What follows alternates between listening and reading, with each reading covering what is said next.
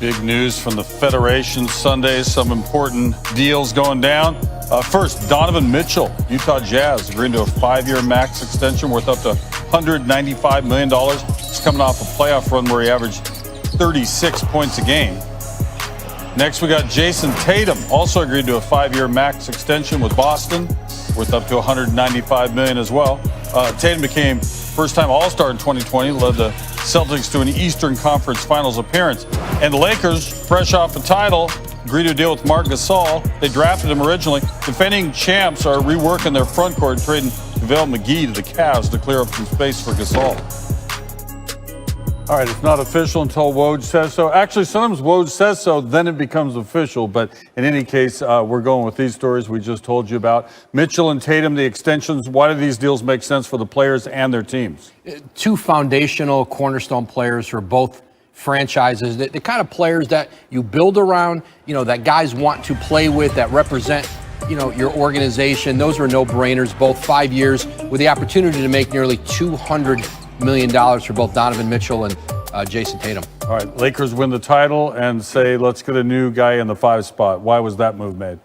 Well, a great opportunity there. Once Dwight Howard left for Philadelphia, they bring in not only Montrezl Harrell, but now Marc Gasol, a much more skilled, future Hall of Fame player, who can do so many things on the court, offensively, defensively, rebound. And, I think for Marc Gasol, a chance. Remember, this is the organization that drafted him. He was traded for his brother Pau before he ever played an NBA game.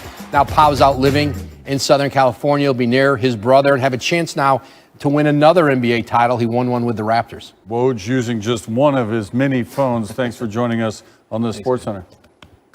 Music. Sit on the throne and you can never move it. I hear my destiny is calling. So say hello to the champion. Say hello, say hello. All these wins starting to feel spiritual. They did that is magic. Welcome to the late show. I be King James version when I'm on the West Coast. So say hello to the champ. Let's go. We just want our respect. Our organization want their respect. Laker Nation want their respect. And I want my damn respect too. They say hello to the champ. Just a few weeks after winning yet another NBA championship, the Lakers have already pretty much renovated that entire roster. They picked up the top 2 bench scorers in the NBA in Dennis Schroeder and Montrezl Harrell. Also improved their three-point shooting by adding Wesley Matthews to a team that ranked 21st in three-point percentage last season. And re-signing KCP to a new 3-year deal, that should help in that area also. All right, to dig a little deeper into NBA free agency, we got our front office insider Bobby Marks with us, and give Rob Pelinka and that front office in LA a lot of credit for what they've done for the team that's about to be defending a championship. But considering what they've done, what else can they do? Yeah, rarely do we see a team flip their roster over, right? Of course, they still have LeBron James and Anthony Davis, but Wes Matthews, Montrezl Harrell, and Kentavious Caldwell-Pope, of course, is back. Dennis Schroeder, they've added. Now, this is what they have left to do. They've got 4 roster spots. They only have the veteran minimum exception that's worth about $2.6 million. But here's the challenge. They are hard capped, so you need to fit those spots under that number, $6.5 million. The challenge becomes and here's a player that's being linked to them, is a player like Marc Gasol. To get Marc Gasol, it's got to be on the veteran minimum exception, unless you can try to work out a sign and trade, possibly for someone like JaVale McGee. The hard part is he only makes $4 million, so you've got to make the money work. But so far, this team has really reshaped itself. Best team in the West right now. Yeah, it'd be interesting if Gasol wants to go west and try to win a second NBA championship. All right, so let's talk about some of the another team, Bobby, that maybe he's not getting the attention it deserves based on what they've done with their roster. Yeah, that's the Portland Trail Blazers. That's a team that was just fighting to get into the playoffs last year, sneaks into the 8th seed. I've got them as a number 2 team in the Western Conference right now. Yes, they get an A+ for the offseason. I know we don't give trophies for the offseason. No, we do not. But they're getting it from me. And I think when we look at their roster, here's what they've been able to do. They've added Robert Covington from the Rockets. They've re-signed Rodney Hood. Of course, Damian Lillard, C.J. McCollum, and Yusuf Nurkic is back. But this is what I really like. Carmelo back for another year. Derek Jones from the Heat. Zach Collins returns. Enes Kanter. Harry Giles. And this is what I call them. I called it the $40 million club, right? Kanter and Covington in trades, free agents, Hood, Anthony Jones, and of course, Harry Giles. And where I see them, this is a top 4 team in the Western Conference. You know, they're way up there in the Pacific Northwest. Oftentimes they kind of get overlooked, but you got to give Neil O'Shea credit for what they've done so far. And Bobby Marks had the number 2 in the West right now. We'll see how that plays out throughout the season. Bob, appreciate it. Wojnarowski, a couple of all-star players have earned max contracts. We start in Boston, where Jason Tatum has agreed to a 5-year, $163 million extension with the Celtics. It includes a 30% escalator clause that could turn that guaranteed 163 into $195 million should Tatum make one of the 3 All-NBA teams. The 22-year-old averaged career highs of 23 points, 7 rebounds, and 3 assists last season. Celtics went to the Eastern Conference Finals for a second straight year. Also grabbing a max bag, Donovan Mitchell. The Jazz guard getting that same 5-year, $163 million extension. Again, that could balloon to $195 if he reaches All-NBA status. The 24-year-old averaged 24 points a game last season, and then he dropped 2 50-point games during Utah's 7-game series loss to Denver in this year's playoffs.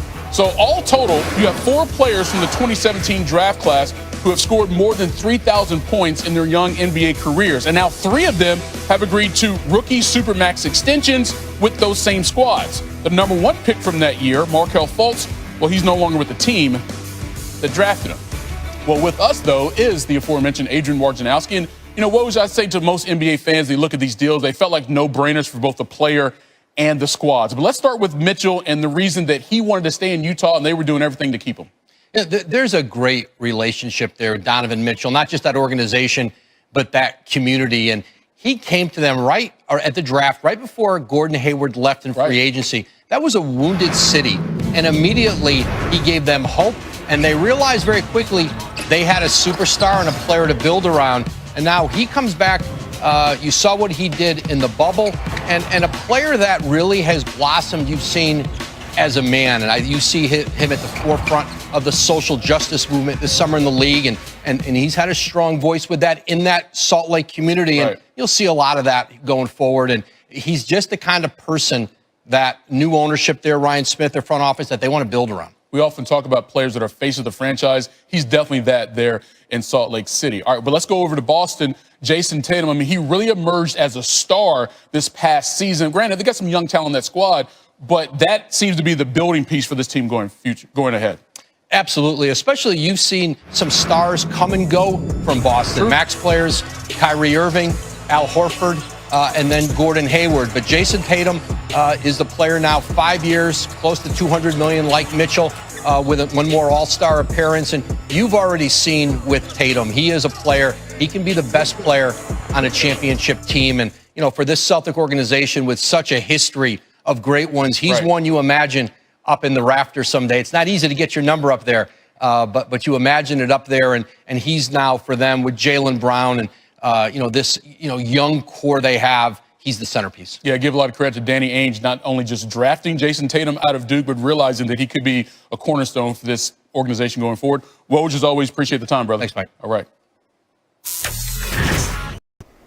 Well, this is where the Lakers are right now, and it is rare for a championship team to kind of flip this whole roster. And first, we saw the move with Dennis Schroeder trading for Danny Green.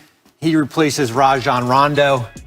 Wesley Matthews was signed for the biannual exception, replaces Kentavious Caldwell-Pope.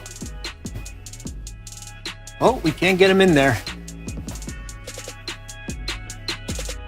Montrezl Harrell replaces Dwight Howard. No, touchscreen's not working, but they're in there. Trust me, they're in there. And when you look at their resume, as far as what they have with that roster, 6 roster spots open. They've got bird rights on Kentavious Caldwell-Pope.